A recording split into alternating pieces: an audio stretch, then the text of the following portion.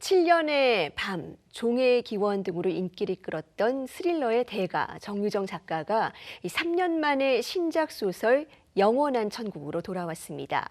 처음으로 SF 장르에 도전해서 이 가상 세계 속에서 인간의 야성을 탐구했는데요.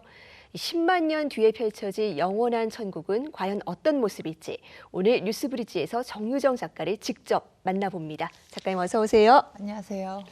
네, 3년 만에 신작으로 돌아오셨습니다. 먼저 네. 이 영원한 천국 어떤 작품인지 소개 부탁드립니다.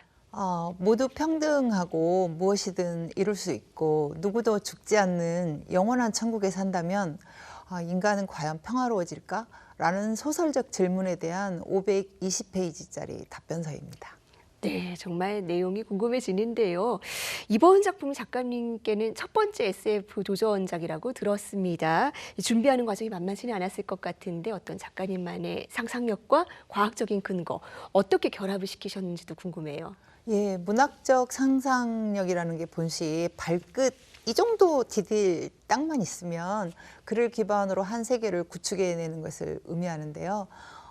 현재 상용화되고 있는 과학기술, 이제 딥러닝이라든가 가상세계 등 이렇게 상상력을 기반으로 삼았고 인간이 본시 이제 놀이동물이에요. 그래서 그 중에서도 서사놀이를 가장 좋아하는 게 인간인데요. 이제 가상세계인 롤라와 가상세계 안에 이제 가상극장인 드림 시어터를 이제 그에 착안해서 만들었습니다.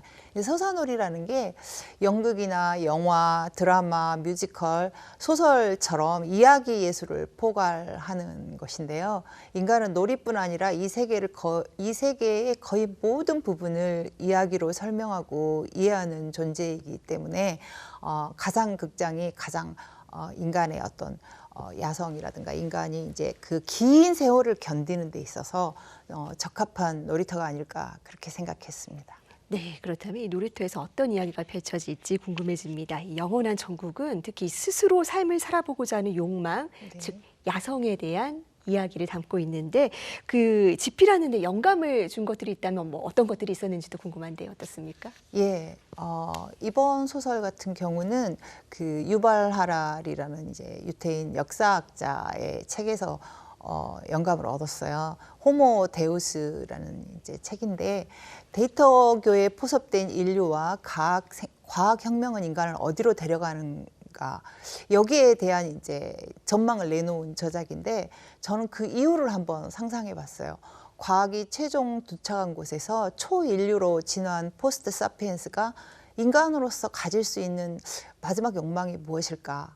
그것이 소설의 시발점이 됐습니다. 네, 어떻게 보면 신과 같은 경지에 올라간 그 초인류가 가지게 된 욕망이 어떤 모습일까? 그렇습니다. 에 대한 이야기일 텐데 이번 작품 집필을 위해서 홋카이도의 아바시리 그리고 이집트의 바하리아 사막까지 직접 다녀오셨다고 들었습니다. 이 경험은 작품 속에 어떻게 녹아 있을까요? 그 작가마다 소설 속 세계를 구현하는 방식이 다 다르거든요. 네. 저는 공간이 먼저 구축이 돼야 이제 캐릭터를 세우고 이야기를 시작할 수 있는 타입에 속하는데요. 이때 공간은 주인공의 정체성을 은유하면서도 동시에 이야기가 이야기되는 무대, 즉 실제 사건이 벌어지는 물리적 무대여야 합니다. 유빙지대인 아바시리는 남자 주인공 경주의 내면을 상징하면서 동시에 중심 이야기가 벌어지는 삼회원으로 구현됐고요.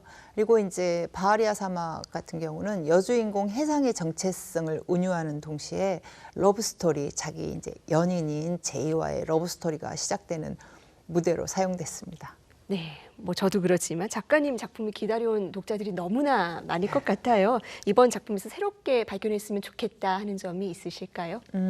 먼저 이제 독자분들에게 제가 이제 메시지를 주고 싶었던 게 타인의 삶이 아니라 자기 삶에 집중해야 한다는 것이었고요. 나아가서 그 견디고 맞서고 끝내 이겨내고자 하는 이 욕망이 우리 삶에 소중한 무기임을 상기시키고 싶었고요. 또 덤으로 저를 이제 독자분들이 제가 스릴러를 많이 썼기 때문에 무서운 언니라고 생각하고 있거든요.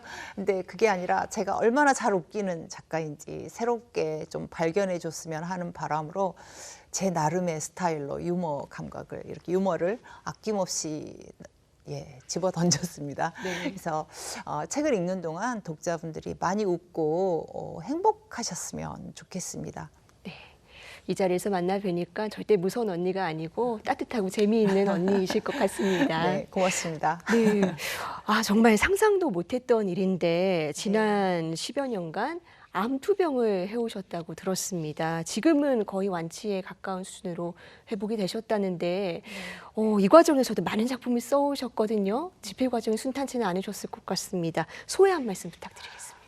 제가 이제 암 치료 초기 치료라고 하거든요. 1차 치료가. 네. 그래서 5년 동안 초기 치료를 했고 이제 5년 동안 추적 관찰 기간을 거쳤어요. 이때 이제 재발이 많이 되니까. 그래서 그 기간 동안에 소설을 쓰고 그럴 때는 되게 불안한 마음이 있었어요. 이렇게 열심히 쓰고 있는데 느닷없이 다시 재발됐다. 뭐 이런 진단을 받으면 어떡하나. 근데 이제 그 불안을 덜어놓고 소설을 마음껏 쓸 수 있게 돼서 굉장히 감사한 마음입니다. 네, 저희가 예정엔 어떤 질문이었지만 하나 추가로 좀 드려보고 싶은데요. 이런 작가로 기억되었으면 좋겠다 하는 바람도 있으실까요? 네, 이야기꾼으로 기억되었으면 좋겠습니다. 그 작가 하면은 제일 먼저 떠오르는 어떤 그런 게 있잖아요. 저 같은 경우는 이야기를 재미있고 참 독자들의 감정을 경랑시킬 수 있는 그런 이야기꾼이었다. 이렇게 기억됐으면 좋겠습니다. 네. 자, 그럼 최고의 이야기꾼 정효정 작가님께 마지막 질문 드려보겠습니다. 전작 완전한 행복에 이은 욕망에 관한 이 두 번째 이야기거든요. 이번 작품이. 그럼 하나가 더 남아있는데 욕망 3부작의 마지막 작품에서는 또 어떤 욕망을 그려내실 예정이신지요? 예, 제가 지금 생각으로는 소유에 대한 어떤 욕망을 다룰 예정입니다만은 보통 소설가들이 변덕이 심해요. 그래서 뭐 하겠다 해서 끝까지 하는 경우는 거의 없고요. 중간에 변할 수도 있고 엉뚱한 이야기를 쓰게 될 수도 있는데 어쨌든 지금 현재로서는 소유에 대한 그런 욕망을 다뤄볼 생각입니다. 이 소설 말미에 이 소설에 대한 힌트가 숨어 있어요. 독자분들이 뭐 이렇게 수수께끼를 풀듯이 그렇게 이제 마지막 부분을 보시면 다음 소설에 대한 힌트를 얻으실 수 있을 것 같아요. 네. 자, 출간되자마자 역시 정유정이라는 반응이 잇따를 정도로 화제가 되고 있는데요. 이 영원한 천국이 탐구하고 있는 인간의 본질 그리고 아주 생생한 욕망의 이야기가 많은 독자들에게 또 새로운 재미로 다가가기를 바라겠습니다. 고맙습니다. 작가님 오늘 말씀 고맙습니다. 감사합니다.